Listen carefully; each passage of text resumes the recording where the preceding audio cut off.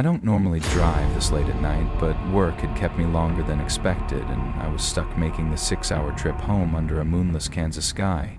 The road stretched ahead in an unbroken ribbon of darkness, lit only by the dull glow of my headlights. I wasn't particularly worried about the late hour. Rural highways tend to be empty, and I liked the solitude. Just me, the open road, and a half-listened-to podcast droning on through the speakers. My cup of gas station coffee sat untouched in the console, already cold. The hum of my tires on asphalt became a kind of lullaby, making my eyelids feel heavy. That was when I saw the headlights. At first, they were just another pair of beams in my rearview mirror, appearing from nowhere on the otherwise deserted highway. The SUV was maybe 100 yards behind me, its headlights unwavering. Nothing unusual about that, but then, after several long minutes, I realized something. It wasn't passing. It wasn't falling back, either. Just keeping pace. I frowned, tapping the brakes lightly, just enough to slow down a little and see what it would do. Most cars would either pass or back off. Not this one. It matched my new speed exactly. A twinge of unease prickled the back of my neck. Maybe it was a coincidence. Some cautious driver who didn't want to speed on an empty road. I told myself not to overthink it. Another mile passed, then 2. The SUV stayed right where it was. I adjusted my rearview mirror, trying to get a better look. It was an older model, maybe a Chevrolet or a Ford, dark-colored, impossible to make out much else in the dim light. The windows were tinted. I felt my hands tighten on the wheel. Just keep driving. I passed a green highway sign, mile 204. There was an exit a few miles up, one of those sleepy gas stations where the lights flicker and the bathrooms always smell like old cigarettes. I'd decided to take it. If they followed, I'd know for sure that something was off. The exit loomed ahead, a curved ramp leading into the dim glow of a gas station parking lot. I turned on my signal, took the exit, and coasted into the lot. My breath caught as I watched the SUV in my mirror. It followed. Not immediately, but a few seconds later, almost as if whoever was inside wanted to make it seem like a coincidence. The vehicle turned onto the ramp and pulled into the parking lot a few spots away from me, its headlights shutting off but the engine still running. I stared at it, my heartbeat thrumming against my ribs. No one got out. No movement, just the faint outline of a figure sitting in the driver's seat. I forced myself to breathe, pulling out my phone and pretending to check messages while keeping my peripheral vision locked on that car. I'd seen enough movies to know this was the part where I made the wrong decision, the one that turned me into a cautionary tale.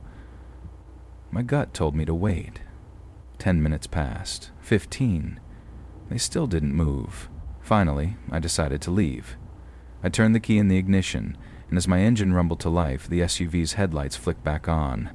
Shit! I pulled out of the lot and onto the road, my stomach knotting as I watched the SUV do the same. It was following me. I told myself to stay calm. Maybe they were just going the same way. That was possible, plausible even. I tried not to let my paranoia spiral as I merged back onto the highway, keeping my speed steady.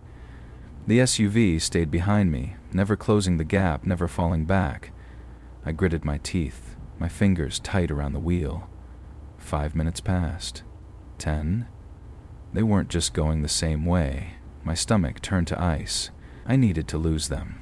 I spotted an exit sign ahead, barely legible in the dim glow of my headlights. No mention of gas stations or restaurants, just a county road leading into nothing. I took it. If this was a coincidence, they wouldn't follow. But they did. The SUV made the turn right behind me. My breath hitched, my pulse pounded in my ears. I wasn't imagining this. This was real. I turned down another road, barely more than a dirt path leading into the dark. The SUV followed. I swerved onto another, no longer caring where it led. I just needed to get away. But the SUV didn't hesitate. It stuck with me.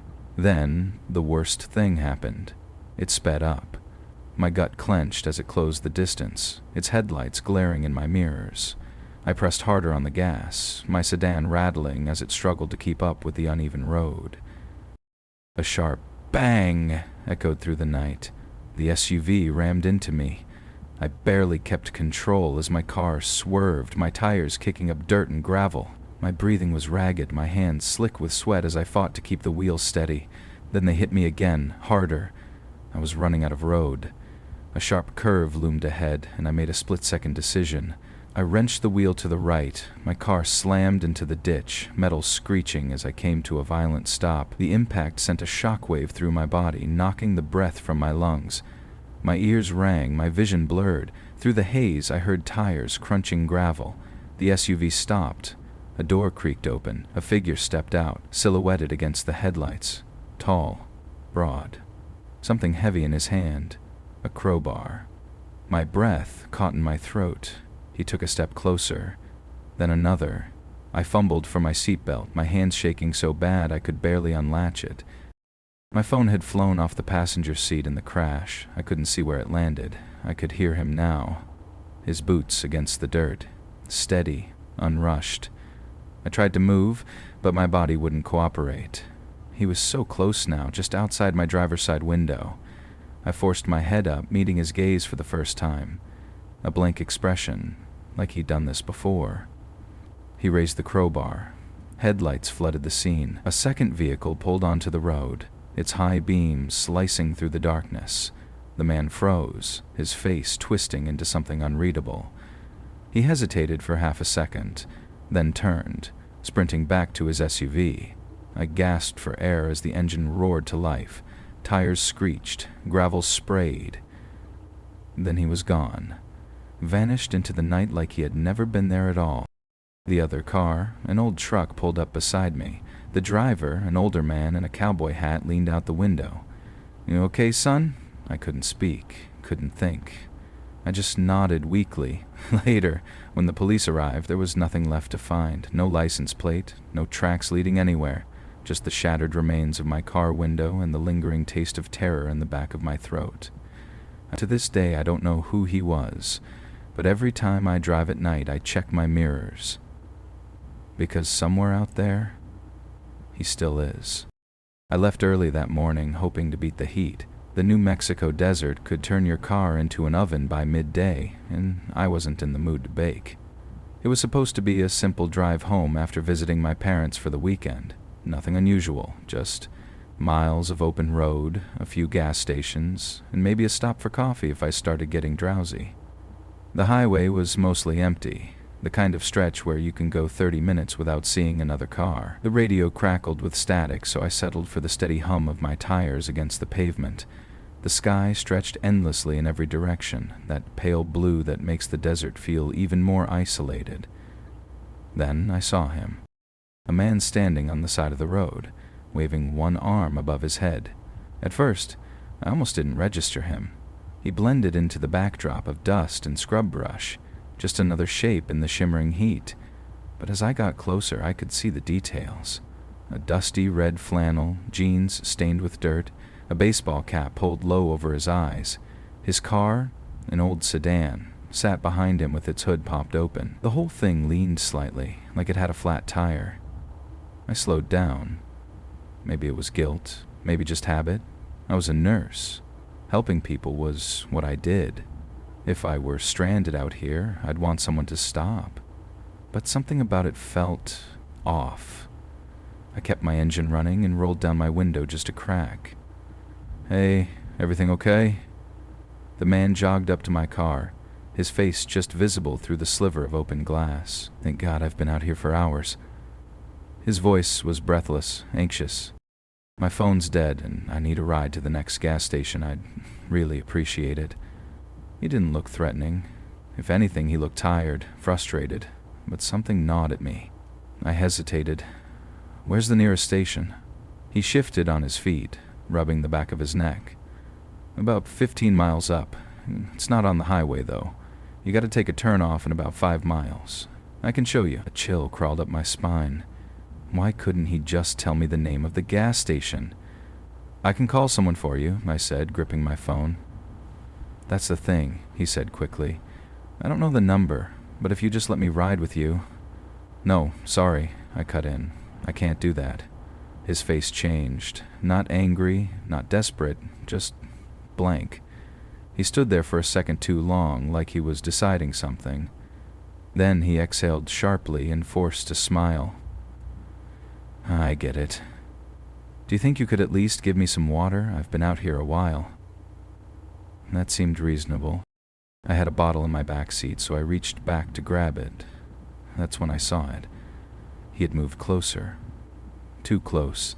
His hand was hovering near my door handle, his other hand low at his side, curled into a fist. My pulse hammered. I snapped my head back toward him, and in that split second, he lunged. I didn't think, didn't hesitate. My foot slammed on the gas, and my car lurched forward, the door barely missing his grasp. I saw him stumble in my mirror, then he was running, chasing me. For one terrifying moment, I thought he'd catch up, that I'd feel the door wrench open and a hand dragging me out. But then, I was gone. I drove. Fast. Too fast. The road blurred beneath me, my breath coming in short, gasping bursts. It took me 5 minutes before I dared to look in the mirror. He was gone. I kept driving.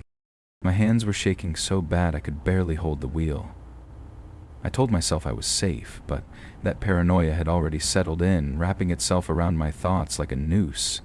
It wasn't until I reached a real gas station, one with bright lights and people inside, that I allowed myself to stop.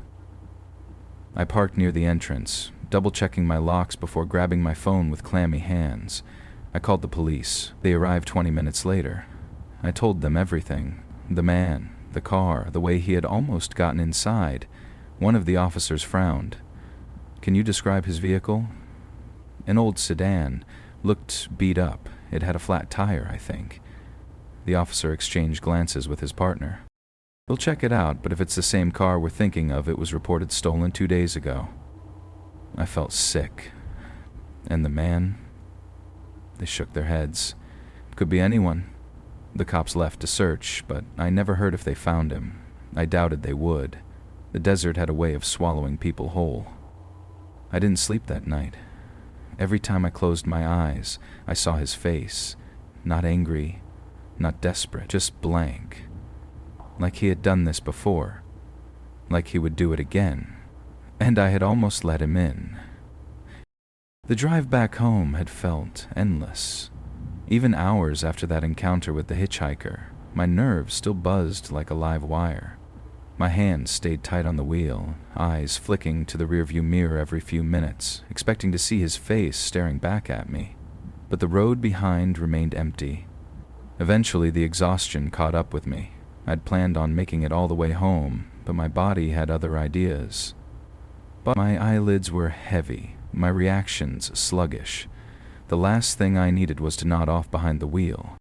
I pulled off the highway when I spotted a familiar sight. A truck stop just past the Louisiana-Texas border. A grimy neon sign flickered above a mostly empty lot. It wasn't ideal, but it was safer than the side of the road. At least, that's what I told myself. I eased my rig into a parking spot near the back, away from the glaring lights, but still close enough that I could see the store's entrance. It was late, past midnight, and the place was dead quiet. A few other trucks were scattered around, their cabins dark. No one was moving outside. Perfect. I killed the engine, locked the doors, and reclined my seat. A few hours of sleep would do the trick, and then I'd be back on the road by dawn. I must have dozed off fast because the next thing I knew, something was waking me up. At first I thought I was dreaming. It was a sound, soft, almost rhythmic, a faint crunch of gravel. My mind was slow to process it, caught somewhere between sleep and awareness. It wasn't until the noise stopped, right outside my truck, that my body tensed. I kept my breathing steady, my eyes half open, scanning the darkness. Through the windshield, I could barely make out the shadowy shapes of the other parked trucks. The lot was still, nothing moving. But something was off. My pulse quickened. Maybe it was just another trucker stretching his legs. Maybe it was my imagination. Then my truck shook. Not violently, just enough for me to feel it, like someone was testing the weight of the door. A bolt of ice shot through my veins. Someone was out there. I stayed perfectly still, straining to hear over the dull hum of the night. My truck rocked again, this time from the other side. Footsteps, slow, calculated, circling me. I fought the urge to move. If they didn't know I was awake, I had the element of surprise. My mind raced through possibilities. A thief? Maybe some punk looking for an easy score? Then I heard it. The sound that turned my stomach to stone.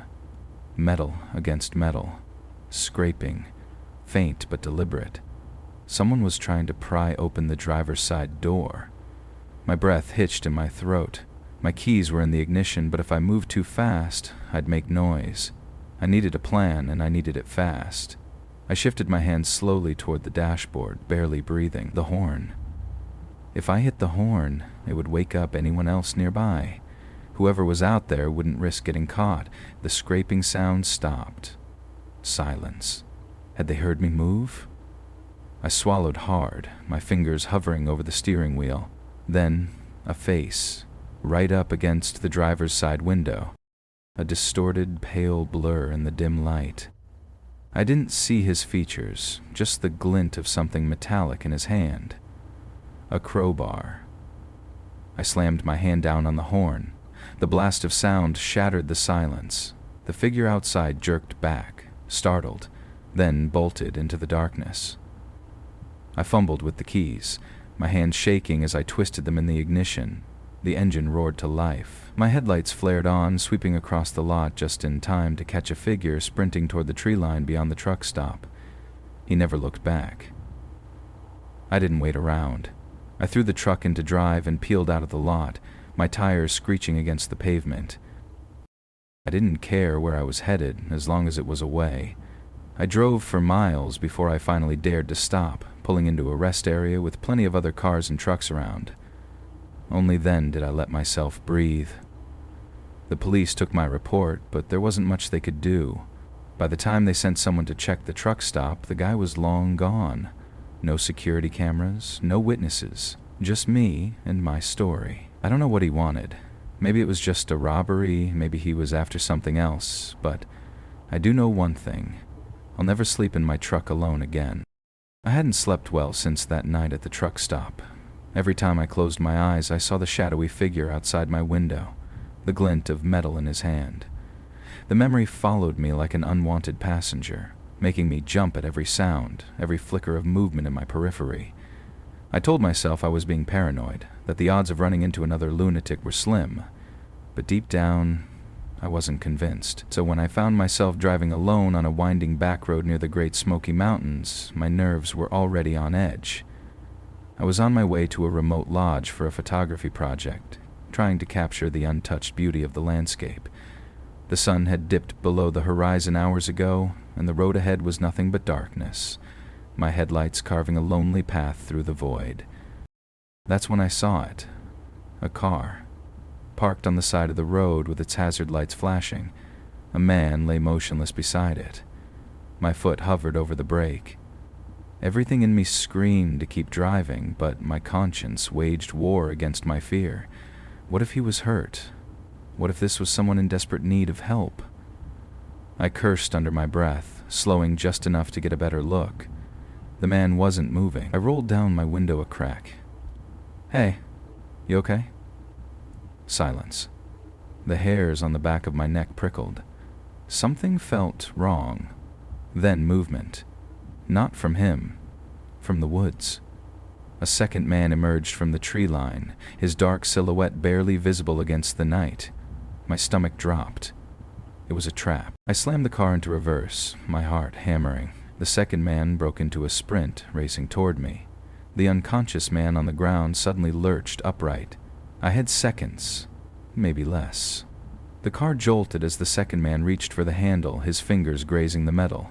I hit the gas, the tires screeching against the pavement. The man's face flashed in my mirror, twisted in frustration, as I sped away.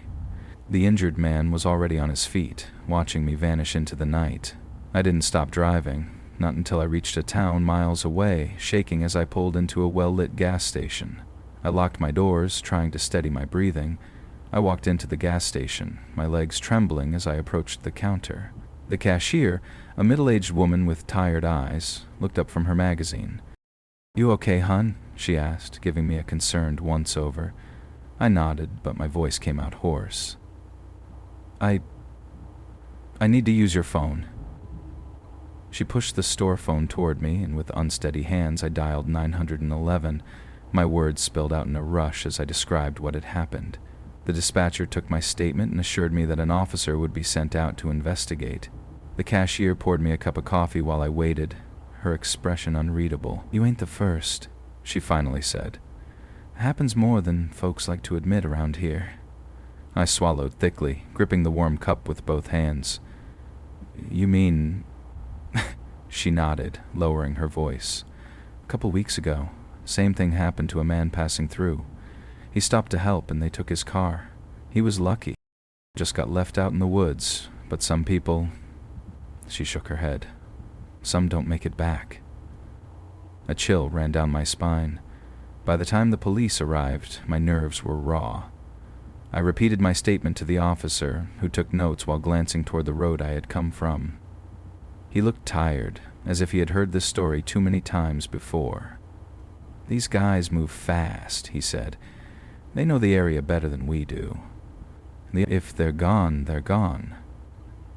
A wave of nausea rolled through me. "So that's it, they just get away with it?" The officer sighed, closing his notebook. "We do what we can, but unless someone gets a plate number or we catch them in the act, it's hard to pin them down." He gave me a level look. "You got lucky." Lucky. The word felt wrong. There was nothing lucky about coming that close to danger. I sat in my car for a long time after the police left, staring at my reflection in the rearview mirror. My skin was pale, my eyes wide and haunted. The reality of what had almost happened was sinking in, wrapping itself around me like a vice. I knew one thing for certain. I would never stop for anyone on the side of the road again. I drove home in silence, the weight of the night pressing down on me. I kept my hands tight on the wheel, checking my mirrors every few minutes. Every shadow felt like a threat. Every pair of headlights in the distance sent my pulse racing. I thought I had left the fear behind when I reached my driveway, but it stayed with me. It followed me inside, lurking in the corners of my darkened house. When I finally crawled into bed, my body ached with exhaustion, but sleep refused to come. And when I finally did drift off, I dreamt of shadowy figures stepping from the trees, their faces hidden, their hands reaching for my car door. When I woke up, I knew it was over, but the fear would never leave me. The Smoky Mountains were a distant blur in my rearview mirror, but my mind still reeled from what had happened back there. I couldn't shake the image of those two men, the way they had moved with eerie precision, their trap unfolding like something rehearsed. I told myself to breathe, to let it go, but I knew I'd be sleeping with one eye open for a long time. I pushed forward, heading west toward Nevada. Long stretches of nothing passed me by. The road felt empty, barren, a place where anything could happen and no one would be around to see it. The desert had a way of swallowing things whole. Secrets, people, cars. I was just trying to make it home, but home felt further than ever. It was sometime after midnight when my fuel light flickered on. I cursed under my breath and scanned the horizon for signs of civilization. A few miles later, a rundown gas station came into view. The kind of place that looked like it had been built in the 60s and never updated. The lights flickered weakly, casting long shadows over the cracked pavement. A single rusted truck sat near the entrance. No other customers. Just me, the attendant inside, and whatever ghosts haunted this stretch of highway. I pulled in, turned off the engine, and stepped out.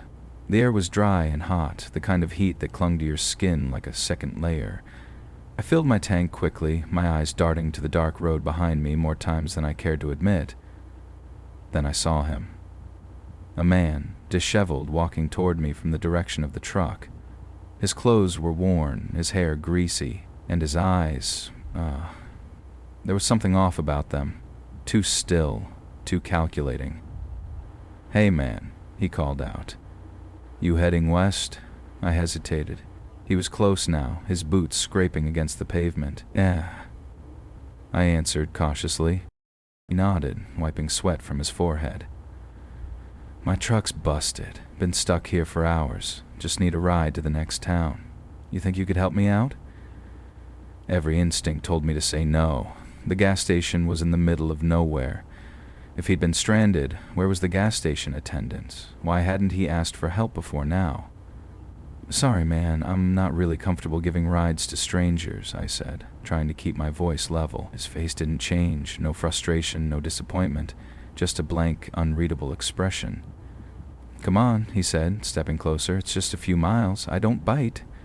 I shook my head. "I really can't." There was a long pause. Then he exhaled sharply, rubbed his neck, and let out a short chuckle. "Yeah, all right. I get it." He took a step back, and for a moment, I thought that was it.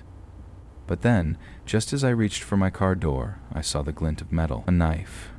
It was small but sharp, the kind of thing that could do a lot of damage in the right hands. "Why don't you rethink that?" he said, voice calm. My blood ran cold. I forced myself to stay still. If I panicked, if I ran, he could use that knife in an instant. I had to be smart. "All right," I said, my voice even. "Let me just grab something from my car first."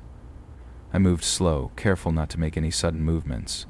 My fingers found the door handle, then the latch. I flung it open hard. The door slammed into him, knocking him off balance just enough for me to bolt. I ran past the pumps, past the rusted truck, into the desert beyond the station. I heard him cursing behind me, footsteps pounding. I didn't know where I was going, but I knew I had to keep running. The darkness swallowed me whole. I found a low ditch and dove inside, pressing myself against the dirt. My breathing was ragged, my heart slamming against my ribs. Then silence. I strained my ears, listening for movement, the distant hum of the gas station lights, the occasional gust of wind. But no footsteps, no voice. Had he given up? Minutes passed like hours. Then I heard the engine start. My car. I lifted my head just enough to see through the weeds. He was behind the wheel, his silhouette barely visible. He wasn't leaving. He was waiting. I pulled my phone from my pocket with shaking hands and dialed 911. The dispatcher's voice was a relief I didn't know I needed. I gave them my location as best as I could, whispering every word. The car idled for a long time. Then, without warning, it sped off, disappearing into the night. The police found my car hours later, abandoned in a field miles away. My wallet was gone, so were my bags. But the worst part, the duffel bag they found inside. Zip ties, duct tape, plastic sheeting, whatever he had planned for me, it wasn't just a robbery. I never did find out who he was. But I know this, if I had let him in my car, I wouldn't be here to tell this story. The drive away from that gas station was a blur. The adrenaline still coursed through my veins as I gripped the steering wheel, knuckles white against the black leather. The officer's words echoed in my head. "You got lucky." That was the second time in a week I had been told that, and yet I didn't feel lucky. I felt hunted. Nevada's long, empty highways stretched out in front of me, illuminated only by my high beams. The desert was unforgiving, miles of nothing but jagged rocks and the occasional brush of cacti swaying in the night wind. I wanted to put as much distance between myself and that gas station as possible. It wasn't until I passed through a small, nameless town and saw a sign for Interstate 55 that I let out a breath. The road would take me through Illinois, and eventually home. I could already see the lights of Chicago in my mind, the promise of crowded streets, a sense of security in numbers. But first, I had to get through the night. The rain started lightly, a soft patter against my windshield. At first, I welcomed it. The rhythmic tapping was soothing, a distraction from the events that had rattled me. But within 20 minutes, it became a torrential downpour. My wipers struggled against the sheets of rain, and I was forced to slow down, peering through the streaks of water and mist curling off the pavement. That's when I saw him, a lone figure standing at the side of the road. I barely had time to process him before I was already driving past, but my brain filled in the details in an instant. A man, standing still despite the storm, head slightly bowed. He wore a dark coat, drenched from the rain, and his arms hung limply at his sides. My hands tightened on the wheel. My first instinct was to keep driving. After everything that had happened, there was no way I was pulling over for a stranger in the middle of the night. But then guilt gnawed at the edges of my thoughts. He's just caught in the storm, I reasoned. Not every stranger on the road is out to kill you. The hesitation lasted only a second, but that was enough. I saw the next exit up ahead, a short off-ramp that led to a convenience store with its lights still on. If things felt wrong, I could drop him off there. I slowed to a stop and reached over, unlocking the passenger door. The rain pounded against the roof as I waited, my heartbeat matching the tempo of the storm. In my side mirror, the figure started walking toward the car. As he climbed in, I noticed his face, or rather, the lack of expression on it. He was young, maybe mid-30s, with sharp features and dark, slicked-back hair. Water dripped from his clothes, pooling onto the seat. But he didn't shiver, he didn't react to the warmth of the car, he didn't even look at me. "Where you headed?" I asked, forcing my voice to sound casual. He didn't answer. I swallowed, trying again. "Rough night to be out. You got a place I can drop you off?" This time he moved, just slightly. He turned his head toward me, his eyes locking onto mine. There was something strange about them, not threatening, but unsettling, like looking into the eyes of a mannequin. "Home," he said finally. His voice was quiet, almost drowned out by the rain. I nodded, trying to shake off the unease creeping up my spine. "All right. Where's home?" Silence. I turned my attention back to the road, telling myself I was just imagining things. The guy was probably just exhausted, grateful for the ride. Maybe he wasn't big on conversation. Still, something gnawed at me. My skin prickled as if unseen eyes were watching me. I risked a glance in the rearview mirror. He wasn't wet. A cold chill slithered down my spine. I gripped the wheel harder, my mind racing. I had seen him standing in the storm, his coat soaked, water dripping from his sleeves. But now, the seat beneath him was dry. The puddle on the floorboards wasn't growing. A thick, suffocating silence filled the car. I licked my lips, forcing a tight laugh. You, dry off fast, that's lucky." No response. I kept driving, my pulse hammering against my ribs. The rain outside blurred the road, making everything feel dreamlike. Maybe I was just tired. Maybe the stress of the past week was making me paranoid. Or maybe I had just let something inside my car that shouldn't be here. I spotted a red light ahead and exhaled, grateful for the chance to compose myself. The car idled, rain slamming against the windshield. Slowly, I turned to look at him. He was staring at my hands. I swallowed hard. "You good, man?" His lips curled into the faintest hint of a smile. The light turned green. I stomped on the gas, my breath coming fast and shallow. I didn't know where I was going, only that I needed to get away. But the road stretched on, endless and empty, the storm swallowing the world outside my car. My sweat scowled. I glanced back again, and he was gone. The passenger seat was empty. No indentation, no puddle of water. Just the faint scent of rain lingering in the air. My hands trembled as I gripped the wheel, my mind refusing to process what had just happened. I needed to pull over, needed to breathe, needed to convince myself I wasn't losing my mind. A neon glow appeared up ahead, a roadside diner, its parking lot mostly empty. I veered into it, my tires skidding slightly against the wet pavement. I threw the car in park and sat there, my pulse still racing. Inside, the diner was warm and quiet, the kind of place where time seemed to slow down. An older waitress stood behind the counter, wiping it down with slow, deliberate movement. I slid onto a stool, still feeling the weight of the silence from my car. The waitress poured me a cup of coffee without asking, her gaze flicking over me with mild curiosity. "You all right, hon?" she asked. I hesitated, then shook my head. I think I picked up a hitchhiker back there, but he just disappeared." The waitress's expression didn't change. She simply set the coffee pot down and leaned against the counter. "You saw him." I blinked. "What?" She sighed, glancing toward the rain-streaked window. "Anti-Ave. They call him the silent passenger. Folks have been picking him up for years. Always in a storm, always quiet. And when they finally realize something's off..." She snapped her fingers. "He's gone." A shiver ran through me. it's not possible." She gave me a sad smile. "You're lucky, you know. Most don't realize he's there until it's too late." I swallowed hard, my hands wrapping around the warm mug as the storm raged outside. I didn't feel lucky. I felt watched, and I knew deep in my bones that I would never drive alone in the rain again. The stories you've just heard aren't just tales meant to scare. They serve as cautionary reminders of the dangers that can lurk in the most unexpected places. From lonely highways to eerie truck stops, from seemingly helpless strangers to things that defy explanation, each story carries an important lesson about vigilance, awareness, and self-preservation. Lessons to take away. Trust your instincts.